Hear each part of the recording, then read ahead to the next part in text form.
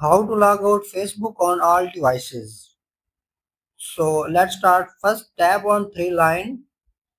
Scroll down. Here you can see settings and privacy. Tap on settings and privacy. Then open settings. Here you can see account center. Open this. Open password and security. Open where you are login. Then select your account. All devices are here which you log in. Then select device to log out. Select device you want to log out.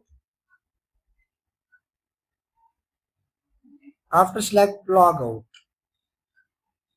Then okay, wait.